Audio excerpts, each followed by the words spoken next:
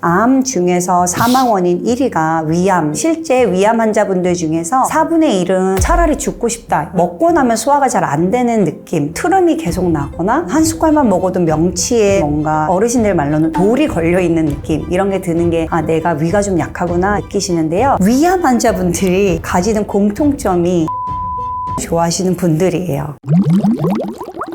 지식한상 구독자 여러분들 안녕하세요. 저는 가정의학 전문의 이경실입니다. 영양과 의학, 생활습관 이런 것들을 다 접목해서 환자를 보고 있고요. 서울대병원의 교수로 있었었는데 그때 이제 주로 암 환자분들이나 기능에 문제 있는 분들 진료를 주로 했었습니다.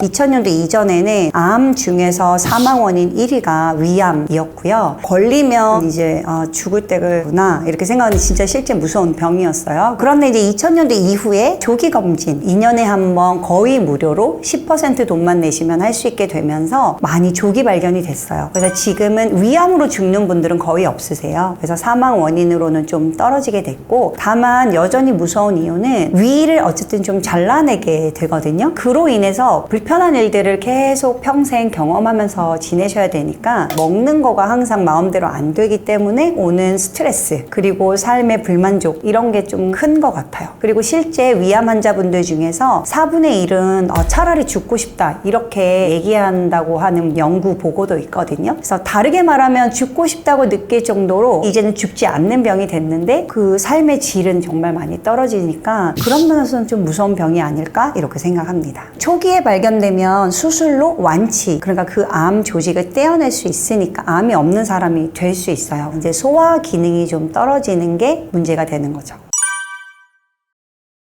위가 약하다는 건 되게 다양한 이유가 있는데, 어쨌든 우리나라 분들이 위가 약하다 이렇게 느끼는 거는 뭔가 먹고 나면 소화가 잘 안 되는 느낌, 그리고 트름이 계속 나거나 한 숟갈만 먹어도 명치에 뭔가 어르신들 말로는 돌이 걸려있는 느낌, 이런 게 드는 게 내가 위가 좀 약하구나 이렇게 느끼시는데요. 비유를 좀 제가 항상 드는데요. 내가 만약에 사장이다 그러면 어떤 일할 사람을 채용을 한다. 그 사람이 할 수 있는 역량 이거에 맞춰서 일을 잘 줘야 100% 효과가 나는 거거든요. 이 말은 위가 할 수 있는 일을 주는 게 제일 중요해요. 따라서 위가 하는 일은요, 이빨이 잘 씹어서 넘긴 음식물을 소화시키는 거거든요. 근데 여러분들이 어떤 음식을 먹든 안 씹고 넘기시면 위는 일을 잘할 수가 없어요. 위가 점점 참다가 파업을 하는 거죠. 그러면 내가 느끼기에 위가 약하다고 느끼시는 거예요. 여기서 이제 오해하는 게 위가 약하니까 잘 넘어가게 하려고 자꾸 뭘 말아서 드세요. 근데 말아 먹으면 국물은 다 짜거든요. 여러분들이 드셨을 때 시원하다 하는 국은 다 소금 맛이에요. 따라서 위가 안 좋으신 분일수록 잘 안 넘어가는 것 같아도 가능하면 꼭꼭 씹어서 국물 없이 먹는 거, 그거가 제일 중요합니다. 위암 환자분들이 가지는 공통점이 두 개가 있어요. 하나는 찌개나 라면을 좋아하시는 분들이에요.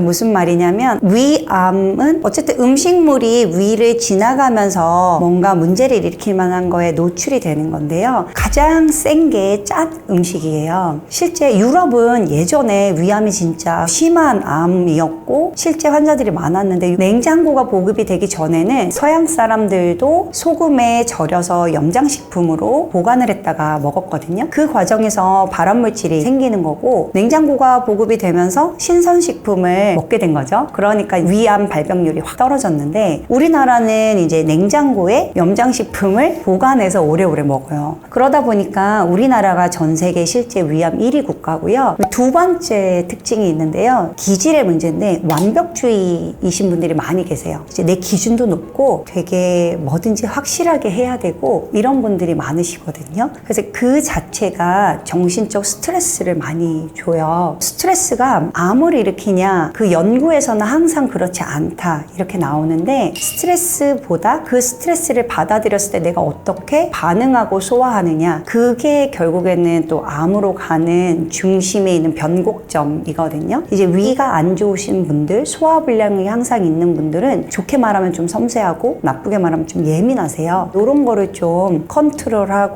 쉽게 간다, 이런 거를 좀 연습하시는 게 위에도 도움이 돼요.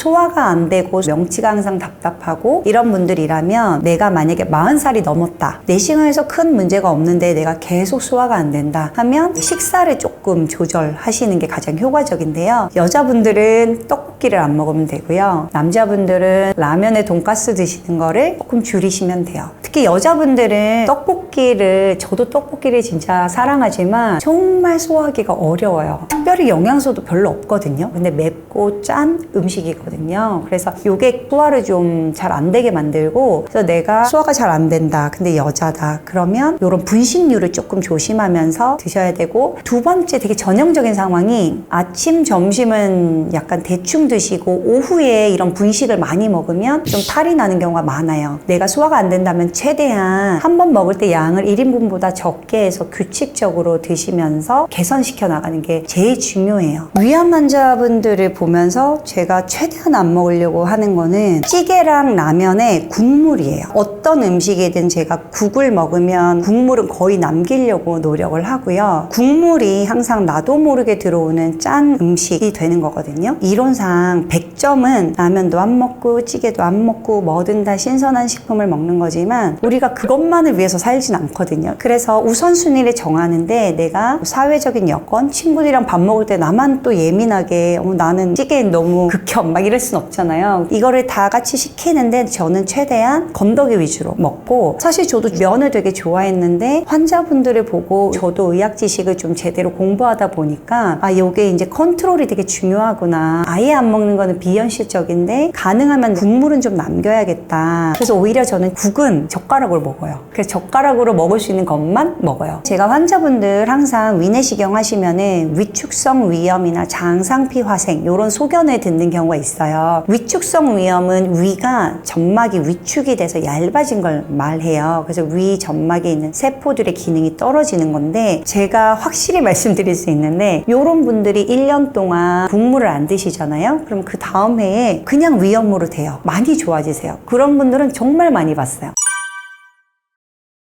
위가 약한 분들, 그래서 이제 주로 위축성 위암이나 장상피 화생 이런 걸 듣는 분들이 한 부류가 있고요. 또 한 부류는 역류성 식도염이 있는 분들이에요. 이 두 부류가 조금 다른데요. 흔하게는 약하다고 스스로 느낄 정도면은 이제 위축성 위암이나 장상피 화생이나 이런 게 있는 분들인데, 이런 것까지는 모르겠는데 내가 소화가 잘 안 된다 하면 확인해 볼 수 있는 방법이 3가지가 있어요. 셀프 집에서 할 수 있는 건데요. 여러분들 여기 이제 명치가 있거든요. 명치에서 1인치 정도 내려와서 다시 1인치 정도 왼쪽으로 가시면 위가 있거든요. 거기를 여러분 이렇게 눌러보세요. 누워서 누르면 더 정확한데요. 눌렀는데 내가 아프면 둘 중에 하나인데 위산이 너무 많이 나오시거나 너무 안 나오시거나 그런 분들이에요. 그래서 이런 분들은 이제 두 번째 단계 확인하는 게 식소다 한 4분의 1티스푼에 물 125cc 거기에 타서 아침에 빈속에 드시는 건데요. 그러면 보통 아주 건강하신 분들은 한 3분 이내에 트름이 꼭 나와야 돼요. 가스가 생겨서. 근데 내가 5분이 지나도 가스가 잘 안 나온다. 그러면은 위산 저하증인 상태고, 이런 분들한테 제일 도움이 되는 거는 건강기능식품으로 나와 있는 거는 이제 베타인이라고 하는 그런 걸 좀 보충해 주시는 게 도움이 되고요. 홍초나 사과식초나 이런 식초를 식사 전에 좀 드시는 것도 산을 보충하는 방법이 돼서 도움을 받으실 수 있습니다. 그리고 만약에 내가 이런 위산 저하증이 있고 위가 약하다 하면 이제 식욕이 떨어져요. 고기를 안 먹고 싶어져요. 그래서 마지막에 대부분 위가 안 좋으신 분들의 문제는 근감소증이 되는 게 문제예요. 그래서 고기나 생선을 약이다 생각하고 드시고, 또 위산이 저하될 때 흡수가 잘 안 되는 비타민이랑 미네랄이 있는데, 비타민 B10이나 칼슘, 철 이런 것들은 만약에 내가 위축성 위염이 있다 하면 보충제나 아니면 조금 더 드셔서 채워주시는 게 필요합니다. 아침에 위든 다이어트든 이런 거에 다 도움이 되는 거는 삶은 달걀 2개 드시는 거. 만약에 내가 하기 귀찮다 하면 편의점에 2개씩 담아서 팔아요. 출근길에 그걸 사서 드시면 좋고, 계란을 제가 강조드리는 이유는 계란에 거의 모든 아미노산이 들어있고요. 비타민 A도 있고 비타민 B12도 있고 다양한 비타민과 미네랄이 들어있어요. 2개 정도 드시는 거는 여러모로 도움이 되고, 가끔 콜레스테롤 좀 걱정하시는 분들 중에 계란 먹으면 안 좋다던데요 하시는 분들이 있는데요. 콜레스테롤 콜레스테롤을 낮추는 약을 드시는 분조차도 두세 개까지는 이득이 있어요. 그래서 그렇게 드시는 거는 문제가 되지 않는다. 그래서 아침에 단백질을 좀 채워놓는 게 다이어트도 좋고 활력에도 좋고 또 위 입장에서도 도움이 되니까 제일 간단한 건 제가 봤을 때 계란 2개인 것 같고요. 여기서 조금 더 할 수 있다 하시면은 에그 스크램블로 해서 토마토랑 같이 먹는 거. 더 소화를 잘하고 싶고 막 3인분 4인분 먹고 싶어서 소화제에 도움을 받는 거 안 되죠. 근데 내가 한 2숟갈만 먹어도 잘 안 되시는 분들이 계시거든요. 이런 분들은 소화제의 도움을 받아서 일단 드셔야죠. 그래서 어느 정도 체력을 올리고 난 다음에는 소화제를 줄여나가는 연습을 좀 하셔야 되고요. 가끔 소화제를 너무 많이 먹으면 내가 만드는 소화 효소가 안 만들어져서 문제가 된다 이렇게 들으시는 경우가 있는데요. 그런 일은 없어요. 실제 여러분들이 소화액이 적어서 입이 그런 증상이 있으신 상황이라서 이런 거에 도움을 좀 받으시고요. 대신 이런 소화액은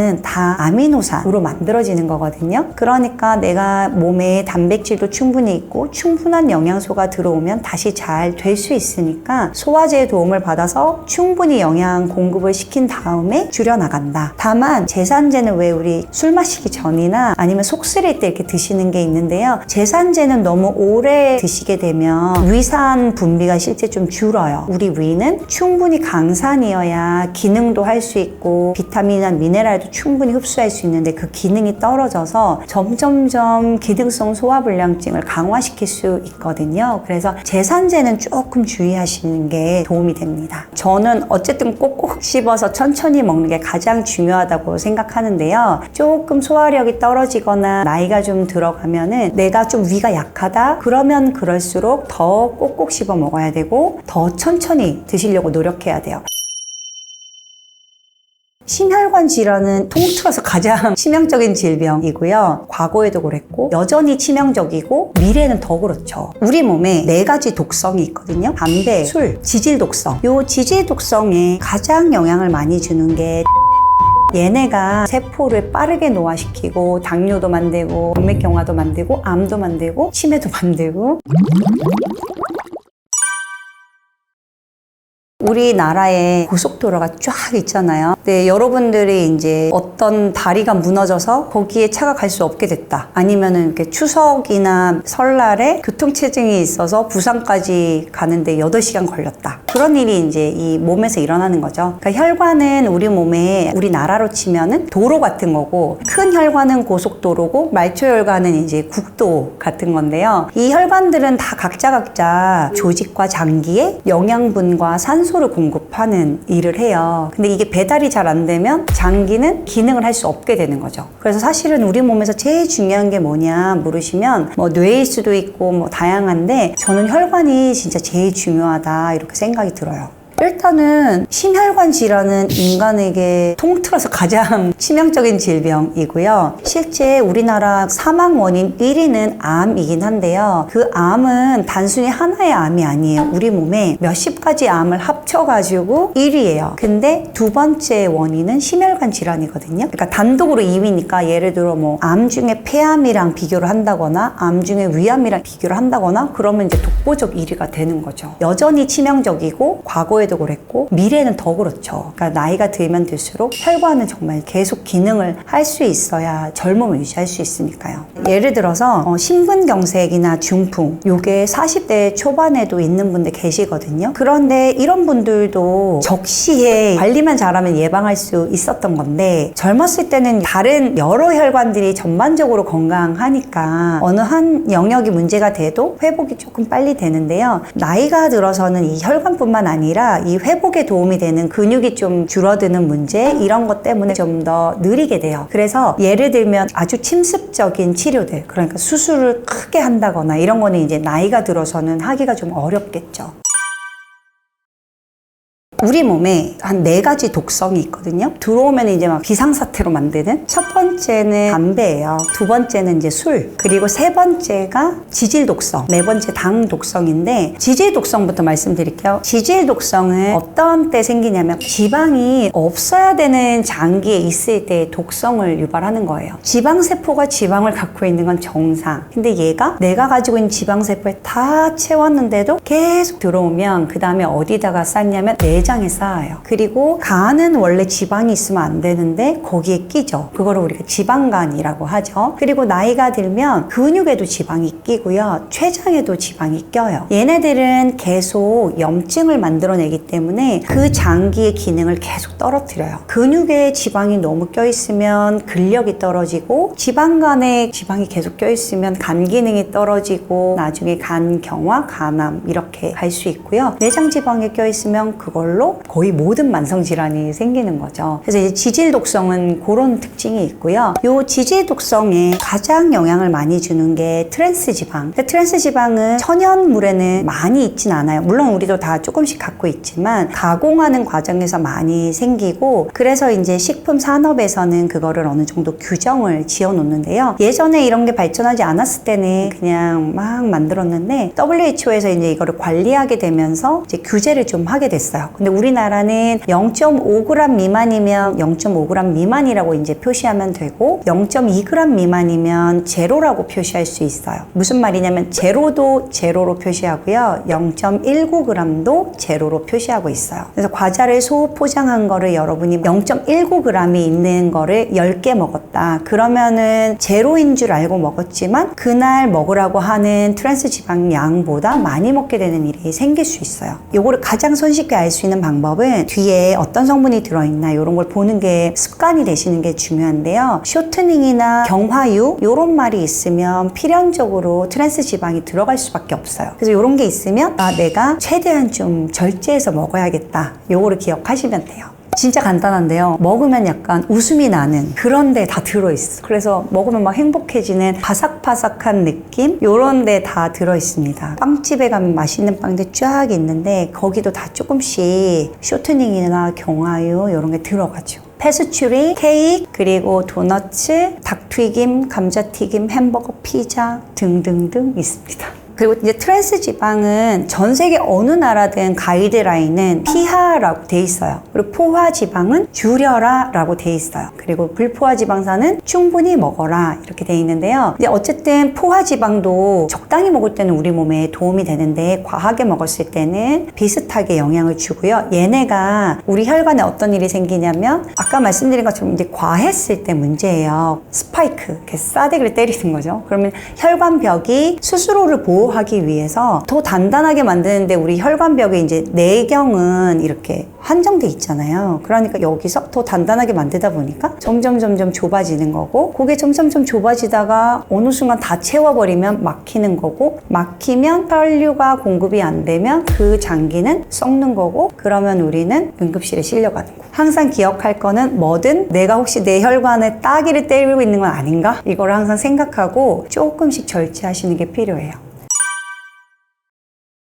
당독성은 원래는 당이 붙어있지 않아야 되는 거에 돌아올 수 없는 화학 반응으로 당이 붙는 거예요. 단백질이나 지질에 당이 붙은 거 그거를 이제 우리가 AGE라고 해서 체중 당화 산물이라고 하거든요. 그래서 아주 고온의 상태에서 지방이랑 탄수화물이 만나면 만들어지는 물질이고요. 그게 이제 우리 세포를 빠르게 노화시키고 당뇨도 만들고 동맥경화도 만들고 암도 만들고 치매도 만들고 그럴 수 있어요. 그래서 이 물질이 어떻게 생기냐 대부분 아까 말한 대로 필요 요건이 고온이면서 지방과 당이 있어야 되다 보니까 튀김 음식이에요. 그 다음이 볶은 거 그리고 가공식품 요거를 제 생각에 저도 애기도 키우고 사회생활하고 현실적으로 생각해 봤을 때 요거를 일주일에 한 번 정도 먹는다 뭐 이렇게 자기만의 이제 약간 룰을 정해 놓으시는 게 중요할 것 같고요. 내가 너무 노력하지 않아도 이 독성들을 피하는 방법은 집에 사놓지 말아야 돼요. 이제 라면이 먹고 싶어, 과자가 먹고 싶어. 그게 집에 있으면 한 번 더 먹어요. 배가 안 고파도. 근데 이제 집에 없으면 귀찮아서라도 한 번은 덜 가는 것 같아요. 그래서 이제 제가 봤을 때 가장 편리한 건 집에 안 사놓는다. 사실 우리나라의 가장 큰 문제가 지금 소화비만이 코로나 지나면서 40%가 늘었어요. 10대의 소화비만의 친구들은 필연적으로 20대에 더 고도비만이 되고 그 다음에 30대에 당뇨 환자가 돼요. 그러니까 옛날로 치면은 당뇨 환자가 50대에 많이 있으셨거든요. 근데 지금 벌써 40대에 당뇨 환자가 너무 많이 생기고 있어서 의학 기술이 계속 발전하다 보니까 여러분들은 분명히 장담컨대 불의의 사고가 아니면 80, 90까지 사시게 되거든요. 이제 건강 수명은 계속 주는 거예요. 그래서 현재도 이미 벌써 요양병원에서 12년 정도 지내다가 사망하는 걸로 돼 있는데 우리가 나이 들면 그 기간이 더 길어지는 거죠. 그래서 이제 어린이들한테 엄마가 그거를 너무 맛있게 먹는 모습을 보여주면 안 돼. 그래서 이제 집에다 안 두는 게 가장 중요합니다. 혈관은 이제 안 보이는데 내가 혈관 건강이 괜찮은지 보는 거는 실제 이제 병원에 와서 영상으로 모양을 좀 보셔야 되고요. 혈관은 머리끝부터 발끝까지 매우 다 중요하지만 가장 치명적인 부위가 뇌랑 심장이거든요. 근데 뇌혈관을 매번 쉽게 볼 수는 없어서 이 뇌혈관으로 가는 길목, 경동맥이라고 하는데요. 목에 있는 동맥에 혹시 동맥경화가 있진 않은지 좁아지진 않았는지 이렇게 보는 거를 초음파로 보는 방법이고요. 그 다음에 이제 심장은 심장 자체를 초음파로 해서 심장의 운동이 괜찮은지를 보는 방법이 있어요. 근데 요것도 결국에는 초음파를 좀 해야 되니까 번거롭잖아요. 그래서 더 쉽게 알 수 있는 방법이 혈압을 재는 거죠. 혈압을 재면 혈압이 안정적인 사람과 혈압이 너무 높은 사람은 그것만으로도 혈관 건강 상태를 알 수 있으니까 보통은 혈압을 확인하는 게 가장 손쉬운 방법이에요. 제가 환자들한테 이제 이런 얘기를 해드리는데요. 예를 들어 우리가 어떤 사람을 쓰다듬어 주면은 좋죠. 근데 만약에 싸대기를 때린다. 그럼 너무 당황하고 아프잖아요. 혈관벽 입장에서 똑같아요. 혈압이 팍 올라가는 거는 싸대기를 맞는 거예요. 그러니까 그것만으로도 이 몸에서 여기를 더 단단하게 만들기 위해서 많은 염증 물질들이 와서 쌓여요. 그러면 그게 동맥경화가 되는 거거든요. 그래서 자꾸 여러분들이 이제 싸대기를 때릴 일을 만들지 않아야 돼요. 그러니까 혈압을 너무 높게 한다거나 아니면 이 스파이크는 혈당도 똑같아요. 혈당도 너무 높으면 혈당 스파이크로 혈관벽을 치고 그러면 동맥경화가 되고요. 지질, 콜레스테롤도 마찬가지고 그래서 고혈압은 그거를 좀 알 수 있는 간접적인 지표다 이렇게 생각하시면 될 것 같아요. 공식적으로 혈압, 당뇨, 콜레스테롤이 어느 정도 되면 병원을 가야 된다는 거는 의학적으로는 정해져 있는데 여러분들이 알 수가 없어요. 증상이 없기 때문에. 그래서 가끔 너무 머리가 아파서 병원에 왔는데 우연히 고혈압인 걸 알게 되는 경우가 있고요. 너무 기운이 없고 어지럽고 소변에 거품이 많이 나와서 병원에 와봤는데 아 당뇨였다 이렇게 아는 경우가 있는데 이럴 때는 이미 그 병에 걸린 상태가 되어야지 느껴지는 증상이거든요. 그래서 모든 병은 초기에는 다 무증상이라는 거를 꼭 기억하셔야 돼요. 건강검진은 20대부터도 콜레스테롤이랑 당은 확인하도록 되어 있거든요. 그래서 20대 이후의 분들은 적어도 1, 2년에 한 번씩 병원에 가서 피검사를 꼭 해보셔서 확인하고 병원에 갔을 때 아니면은 요즘에는 뭐 농협이나 뭐 이런 데도 혈압계는 있거든요. 보이면 한 번씩 재보시는 거 그런 게 좀 습관이 되시면 좋을 것 같고요. 그 다음에 중요한 포인트는 이런 거는 미리 알기가 어렵다. 아무렇지 않을 때 한 번씩 정기적으로 확인을 한다. 요거를 기억하시면 될 것 같아요. 많은 여자분들이 본인이 이제 저혈압이라고 생각하시는데 그게 정상인 거예요. 120에 80이 정상이 아니고요. 수축기 혈압 120, 이완기 혈압 80 밑으로 있는 게 정상이고 여자분들은 훨씬 낮으신 게 정상이에요. 근데 다만 이것 때문에 너무 어지럽고 기운이 없다. 그러면 혈압을 좀 올릴 필요가 있는데 혈압을 올리는 약은 없어요. 운동을 하셔야지 올라가요. 혈관에 좋은 음식은요 딱 하나 이렇게 있지는 않아요. 이게 이제 핵심인데 왜냐하면 여러분들 주변에 맨날 술 먹고 담배 피고 짬뽕 먹고 그래도 승승장구 잘하고 잘 먹고 잘 사는 친구들도 있어요. 그래서 어느 하나가 핵심이 되는 거는 음식으로는 없습니다. 대신 키 포인트가 있는데요. 영양소가 풍부한 게 중요해요. 이 음식이 가진 칼로리에 비해서 다양한 영양소를 가지고 있는 음식이 제일 중요하고 특히 가장 대표적인 게 이제 채소나 과일, 통곡물 이런 건데요. 이런 거를 가능하면 씹어 드시는 거. 가끔 이제 이게 너무 좋은 거라고 하니까 다 몽땅 갈아가지고 많이 먹으려고 하시는 분들이 계세요. 근데 이렇게 되면 과일은 이게 과일로서 좋은 이유는 당분이 있지만 그 겉에 이제 섬유질이 싸고 있고 그래서 우리가 씹으면 천천히 흡수되기 때문에 좋은 음식인데 갈게 되면 설탕이랑 똑같이 되는 거예요. 그래서 혈당이 여전히 빨리 들어와서 혈당 스파이크가 되고 그래서 가능하면 이렇게 영양소가 풍부한 것들을 골라서 체중 당화산물이 안 생기게 하는 방법. 고온이어도 되는데 기름이 없어야 되잖아요. 그래서 가장 좋은 게 쪄서 먹는 거예요. 찜이나 아니면은 약간 데친 상태로 씹어 먹는다. 이게 가장 이상적인 것 같고요. 그 음식을 살짝 쪄서 먹으면 가장 좋은 게 비타민 파괴가 좀 적어요. 그래서 저는 주로 쪄서 먹고요. 그 다음에 색깔을 다양하게 먹는 게 제일 중요해요. 빨주노초 파남보, 무지개를 생각하시면 되는데요. 그 색깔별로 아주 조금씩 꼭 기억할 거는 다채롭게 먹는다. 가능하면 빨주노초 파남보 요 무지개를 생각해서 흰색까지 해서 골고루 먹는데, 제철에 싸게 나오는 시장에 갔더니 오늘은 토마토가 싸다 그럼 토마토, 아니면 빨간색을 고르려고 했는데 파프리카가 싸다 그럼 파프리카, 이런 식으로 골라서 드시면 그게 훨씬 쉽고 또 장기적으로 지속 가능하고 그렇습니다.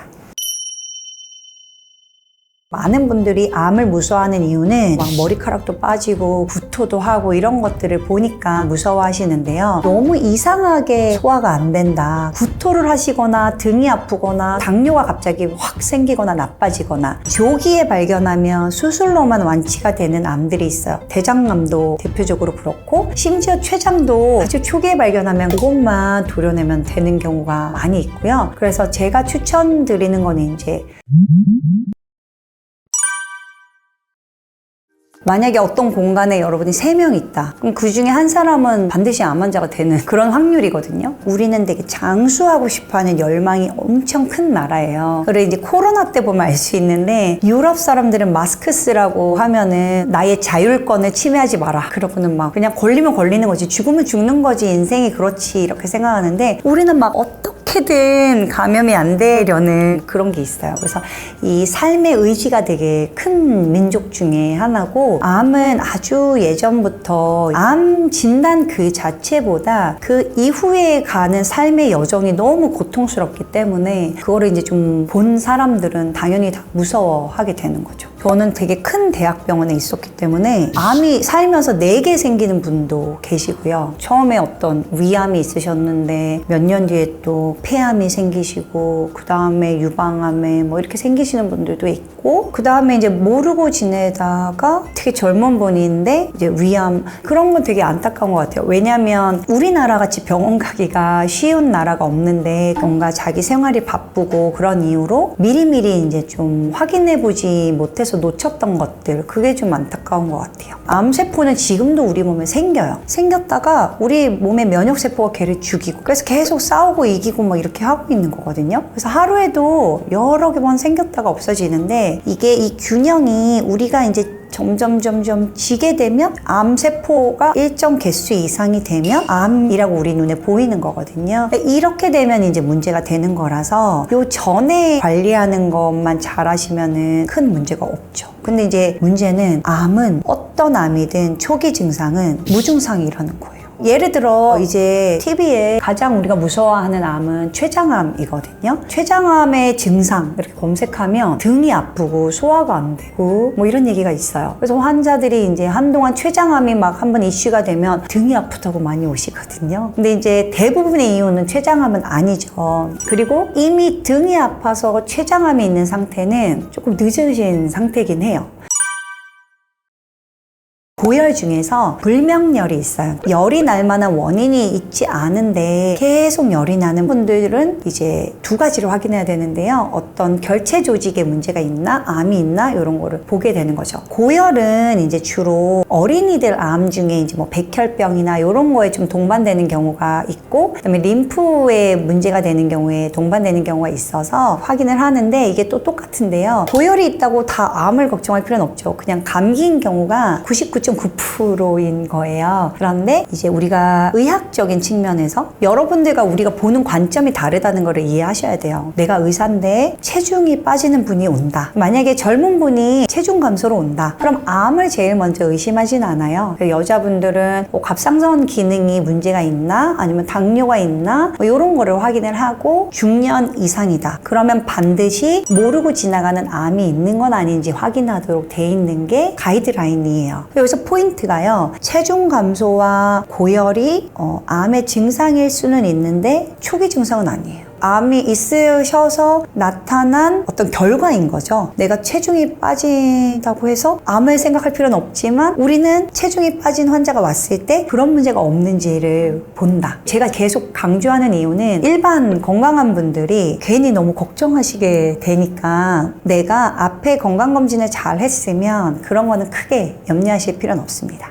우리나라가 덩어리가 만져질 정도로 두면 안 되는 거죠, 여러분들이. 왜냐하면은 우리나라는 지금 둘러보세요. 병원이 주변에 내과에 얼마나 많이 있어요. 그러니까 내가 뭔가 이렇게 만져질 정도로 이거를 뒀다는 거는 상당 기간 병원을 가지 않으셨던 거라서 멍울이 그런데 물론 비정상적이긴 하죠. 근데 병적이냐 아니냐는 또 좀 다른 문제예요. 가끔 등에 뭐가 이렇게 만져줘가지고 오시는 분들 보면은 지방 덩어리인 경우가 있어요. 그 지방종이죠. 그래서 물론 미용적인 측면에서 내가 막 뭔가 몸매를 보여줘야 되고 비키니 입어야 되고 이런 사람이면은 미용 성형 수술을 하겠지만 그렇지 않은 분들은 요거를 그냥 경과를 두는데 제거해야 되는 포인트는 이제 이것 때문에 뭔가 통증이 있다거나 자세가 불편하거나 이러면 제거를 해야 되는 거고요. 또 다른 멍울, 그러니까 이제 병적인 멍울들이 있어요. 그거는 모양에 따라서 이제 평가를 할 수 있는데요. 이제 초음파 같은 걸 보고 암으로 갈 수 있는 애인지 아닌지를 보고 정기적으로 추적 관찰을 하는 거죠. 이제 대부분 폐에 어떤 혹이 있거나 콩팥에 혹이 있거나 이런 거는 내 눈에 보이지는 않아요. 그러니까 이제 그런 거는 미리미리 영상 검사로 확인하는 거고, 유방이나 뭐 이런 거 가끔 마사지 받으러 가시거나 샤워하면서 뭐 이렇게 발견되는 경우가 있거든요. 그래서 그럴 때는 이제 선생님이랑 상담해서 초음파로 모양을 좀 확인하는 거는 필요하겠죠. 소화가 안 된다 그러면 그거를 너무 미루지 마시고 병원을 한번 가보시는 거는 필요하고, 전후 관계가 되게 중요한데요. 위암이 있는 분들이 소화불량이 있는 건 맞아요. 근데 일기에는 없어요. 대장암도 증상 중에 변이 가늘게 나오는 게 대장암의 증상 중에 하나거든요. 대장에 어떤 덩어리가 생기니까 변이 이렇게 바나나로 못 나오는 거예요. 그래서 찡겨가지고 나오니까 변 굵기가 가늘어지는 게 증상인데 그것도 일기에는 나타나는 증상이 아닌 거죠. 췌장도 구토를 하시거나 등이 아프거나 소화가 안 되는데, 그리고 당뇨가 갑자기 확 생기거나 나빠지거나, 그거는 이제 췌장에서 만들어지는 물질이 기름을 소화하는 소화효소와 당을 조절하는 인슐린이 나오니까 췌장에 암이 생기면서 그런 물질을 못 만들게 돼서 나타나는 결과거든요. 이제 흔히 이런 증상이 있으면 반드시 병원에서 문제가 있는지 확인을 해보시는 거는 필요한데, 만약에 정말 내가 조기에 발견하고 싶다 하시면 그런 증상이 없을 때 정기검진을 하시는 게 맞아서 뭐라고 말씀드려야 될지는 잘 모르겠어요. 아마도 많은 분들이 암을 무서워하는 이유는 항암 치료를 하면서 막 머리카락도 빠지고 구토도 하고 이런 것들을 보니까 무서워하시는데요. 조기에 발견하면 수술로만 완치가 되는 암들이 있어요. 대장암도 대표적으로 그렇고, 심지어 췌장도 아주 초기에 발견하면 그냥 그것만 도려내면 되는 경우가 요즘 많이 있고요. 그래서 이제 조기에 발견하는 사람은 그것만 해결하면 암이 없는 사람이랑 똑같이 지낼 수 있는 거예요. 근데 이제 여기서 조금만 지나가면 이제 항암 치료나 방사선 치료를 추가적으로 해야 되는 경우가 생겨서 번거로운 일이 생기고, 거기서 조금 더 지나가면 이 수술을 할 수 없는 거죠. 이 상태는 어떤 거냐면 이제 다른 장기로 전이가 되거나 이러면 수술로 이걸 없앤다고 몸에 암을 없앨 수 있는 게 아니다 보니까 전신에 항암 치료를 해야 되니까 이제 얘기가 좀 복잡해지는 거죠. 그래서 제가 추천드리는 거는 이제 정기검진, 건강검진, 나라에서 무료로 해주는 거를 잘 활용하면서 챙기는 거, 그거가 좀 중요할 것 같아요.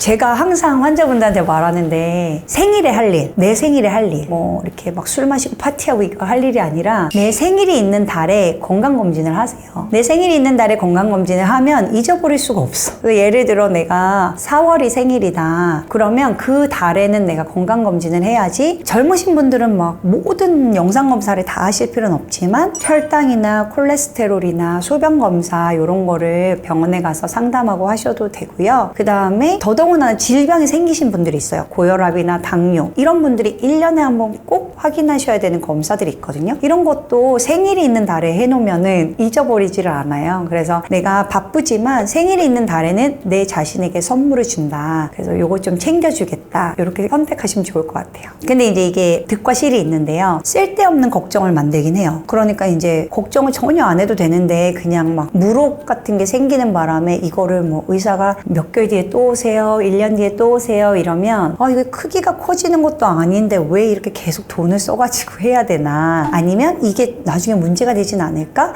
이런 걱정을 하시는 경우는 있어요. 그래서 이런 컨트롤은 좀 필요한데 저희는 이제 어쨌든 아주 심한 환자들을 보다 보니까 이런 분들이 조금 미리 확인했으면은 이런 정도는 안 되고 완치가 될 수 있었을 텐데 하는 경우를 보다 보니까 여러분들한테 이제 암 검진이나 아니면 만성질환 이런 거는 좀 확인하라고 항상 권해드리긴 하죠. 특히 신경 써서 봐야 되는 부분은 이제 35세 이전인 분들은 암 가족력이 있지 않는 이상은 혈당이나 콜레스테롤, 그 다음에 콩팥 기능 이런 정도, 그리고 혈압 이런 것들을 확인하시면 충분하세요. 그런데 만약에 우리나라 이제 위암이 워낙 많다 보니까 위암 가족력이 있는 사람이다 하면은 30대부터는 위내시경을 좀 정기적으로 확인을 하시는 게 필요하고요. 위암 가족력이 없는 사람이다 하면, 위암은 암 가족력이 없는 분들은 대부분 45세를 기준으로 확 늘거든요. 그래서 이제 40세 이후부터는 국가에서 하라고 연락이 와요. 그걸 예약하고 잘 하시면 돼요. 생일이 있는 달에. 그래서 위는 그렇게 챙기셔야 되고, 그 다음에 이제 대장암은 사실 젊은 나이에 잘 생기는 암은 아니어서요. 50세 이후에 확인하면 되는데, 국가에서는 분변 자멸 검사라고 해서 대변에 피가 나오는지 아닌지 이런 대변 검사로 해주고 있어요. 매년. 근데 이제 좀 더 정확하게 보는 거는 이제 대장 내시경이죠. 그래서 그거는 이제 자비로 투자를 하셔가지고 보시는 게 필요하고, 여성 같은 경우는 근데 자궁경부암은 또 되게 젊은 나이부터 생길 수 있어서 자궁경부암이나 유방암은 젊은 나이부터 이제 정기검진을 한다. 근데 내가 몇 살부터 해야 될지 모르겠다 하면 그 즈음에 국가에서 편지가 오거든요. 요즘은 문자로 오니까 그거대로 하시면 그렇게 헷갈리실 필요 없고요. 직장 검진을 하는 경우에는 다 써 있어요. 그래서 일단 처음에는 회사에서 해주는 거니까 다 해보시는데, 결과에 따라서 추가적으로 주의할 거는 이제 너무 방사선 노출이 되는 검사들만 너무 자주 안 하시면 돼요. 요즘에 되게 다양한 건강 정보가 있다 보니까 어느 한쪽에 좀 치우치시게 되는 경우가 많이 있어요. 제가 항상 말씀드리는데, 환자분들이 가끔 와서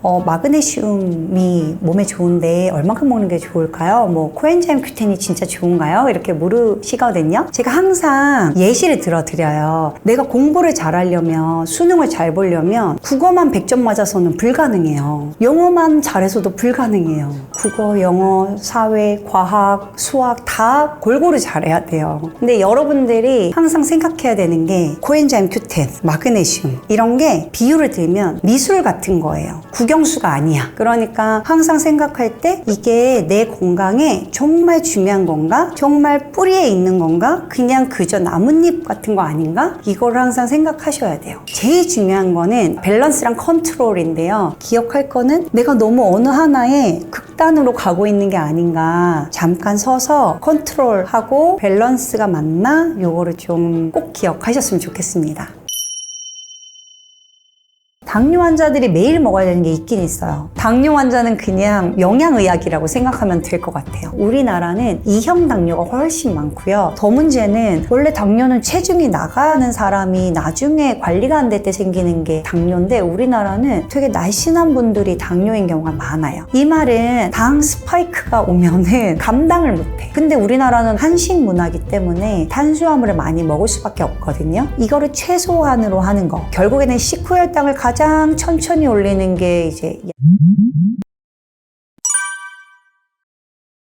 당뇨 환자는 과일을 먹어야죠. 과일을 안 먹으면 큰일이 납니다. 과일을 먹어야 되는데, 문제는 이게 옛날 과일이랑 지금 과일이 너무 달라요. 지금은 그냥 샤인머스킷 여러분 드셔보셨죠? 너무 달아요. 그러니까 이게 양이 충분히 적어야 돼요. 그래서 당뇨가 내가 이미 생겼다 그러면은 과일에서 얻는 항산화, 비타민, 미네랄 이런 거는 충분히 얻어야 되니까 종이컵으로 치면 한 컵 정도 되는 양을 먹는다. 과일로 이거를 배를 채우시면 안 돼요. 갈아 먹으면 먹으면 절대 안 된다. 그리고 통조림은 아니다. 말린 과일도 아니다. 신선한 과일을 껍질 채로, 사실 많은 항산화 물질은 색깔에서 오는 거거든요. 그래서 껍질을 잘 드시는 게 좋은 비타민과 미네랄을 얻는 방법이에요. 이미 당뇨가 있는 분들은 가장 만만한 게 딱딱한 과일이어서 사과랑 베리류예요. 블루베리, 딸기 이런 것들을 종이컵 하나에 들어오는 정도가 한 번에 먹을 수 있는 양이다. 이렇게 기억하시면 되고요. 내가 당뇨는 없다. 그러나 이제 좀 건강하게 먹고 싶다 하시면은 조금 더 드셔도 되지만 야채를 더 많이 드시는 게 훨씬 도움이 많이 됩니다. 당뇨 환자는 그냥 영양의학이라고 생각하면 될 것 같아요. 다만 예전에는 당뇨약이 좋은 게 많이 안 나왔었어요. 그러다 보니까 너무 많은 에너지를 이제 영양 관리에 써야 됐었는데요. 요즘은 혁신적인 약들이 많이 나와 있고, 그래서 이 기술을 이용하지 않으실 필요는 없을 것 같아요. 이제 이걸 강조드리는 이유는 여러분들이 이미 이제 좋은 기술이 있는데 이거를 안 쓰면서 열심히 하시는 거는 노력은 하는데 효과가 좀 떨어지는 거거든요. 그래서 이제 당뇨약 중에는 사람에 따라서 이제 당뇨약의 종류가 되게 많거든요. 그래서 도움이 될 만한 당뇨약을 적절히 쓰면서 영양을 적당히 관리하고, 그리고 운동을 좀 하셔야 되는 거니까 이걸 골고루 할 수 있게 내 에너지를 분산하는 게 중요하고요. 그럼에도 영양 관리는 매우 중요합니다.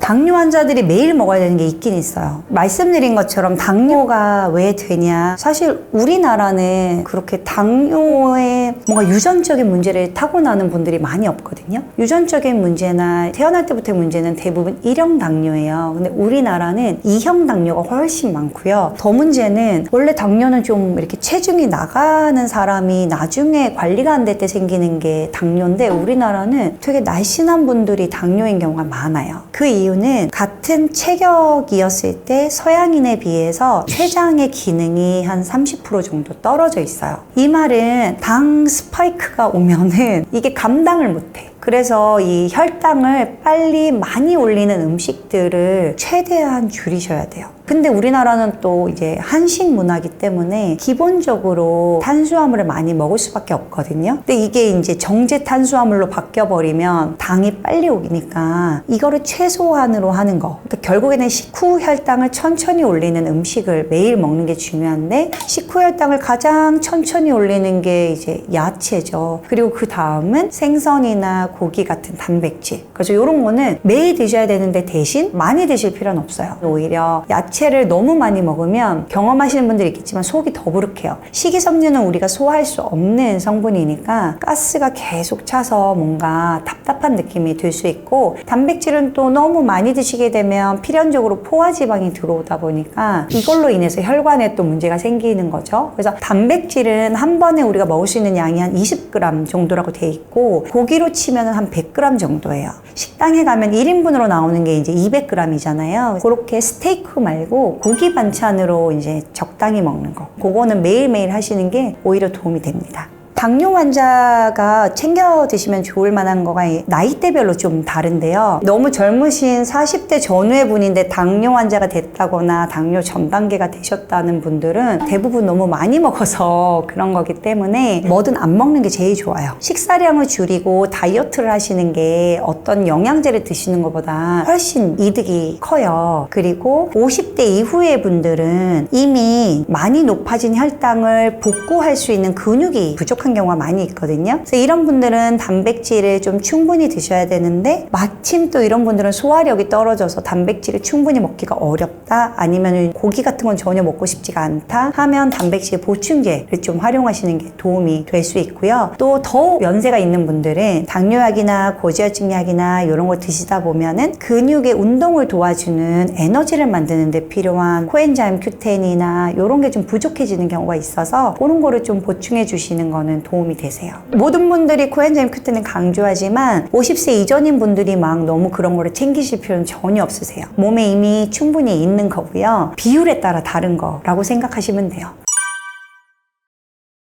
이게 비교 대상이 되게 중요한데요. 콜라를 드시는 분이에요. 그러면 그거보단 제로 콜라가 낫죠. 근데 난 원래 콜라를 안 먹던 사람이야. 근데 제로 콜라를 먹을 필요는 없어요. 이게 항상 비교 대상이 있어야 되고, 그래서 내가 콜라를 먹는 것보다는 제로 콜라가 낫고, 하지만 더 좋은 건 맹물이다. 소주를 먹는 것보다는 제로 소주가 낫지만 사실은 금주가 더 좋은 거다. 그래서 이제 제가 항상 말하는 건 100점, 그리고 85점, 60점 이렇게 말씀드리는데요. 다이어트나 당뇨나 이런 걸 생각하면 제로 음료를 좀 활용하시는 게 도움이 되는데, 아주 극단의 예를 들어 장의 건강을 생각하시는 의사 선생님들이나 장 건강을 연구하는 사람들은 제로 음료조차도 인공당이기 때문에 장내 미생물의 교란을 가져올 수 있다고 생각해요. 그러니까 무슨 말이냐면 이 단맛을 내는데 우리 몸이 소화를 못 시키기 때문에 다이어트나 당뇨에 도움이 된다고 생각하는 건데, 그런 음식들은, 그런 물질들은 우리 몸에 있는 장내 미생물은 분해시킬 수 있거든요. 근데 그렇게 분해시켜서 나오는 물질들이 우리 건강에 도움이 되냐? 근데 안 되는 것 같다. 그게 현재 지금의 연구 트렌드예요. 그러니까 그것도 이제 본인이 이제 그 상황에 따라 선택하는 건데, 콜라를 보다는 제로 콜라가 낫지만 더 좋은 건 안 먹는 거나 아니면 뭐 녹차를 드시거나. 그래서 예전에 제 친구 중에는 피자 먹으면서 녹차 먹는 친구가 있었어요. 근데 피자에 콜라 먹는 것보다는 낫죠. 그래서 그거는 절충을 해서 선택하시면 좋을 것 같아요. 건강에 여러 요소가 있는데 나이대별로 이게 중요도가 매우 다르거든요. 간략하게 말씀드리면 당뇨 포함해서 다이어트 포함해서 다 일맥상통한데, 젊은 예를 들어 이제 35세 전후의 여자분들 그냥 열심히 운동하시면 대부분 회복이 돼요. 근데 이제 만약에 육아를 하고 너무 힘들다 하면은 뭐 수면이 좀 따라오는 게 중요한데, 유산소 운동을 하시는 걸로 활력도 생기고 에너지도 생길 수 있거든요. 그래서 이게 제일 중요하고요. 남자분들은 일찍 자는 거, 야근이 가장 문제가 돼요. 그래서 이 남자분들은 원래 타고난 근육과 체력이 아직 있으실 나이라서 이분들이 뭐 영양제를 막 며칠 안 먹고 이런다고 무슨 큰일이 나진 않거든요. 그래서 좋은 영양제를 챙겨 먹고 막 이런 거는 우선순위에서 조금 밑에 있고요. 1번은 가장 중요한 게 너무 늦게까지 안 자는 거를 지양하는 거. 그 다음에 이제 50세 이후의 분들은 영양이 좀 중요해요. 그래서 이제 잘 챙겨 먹는 거, 잘 챙겨 먹는 게 어려우면 영양제의 도움을 받는 거, 이런 게 좀 중요합니다. 그래서 우선순위를 기억해서 내 나이에 맞게 관리해 가는 게 중요해요.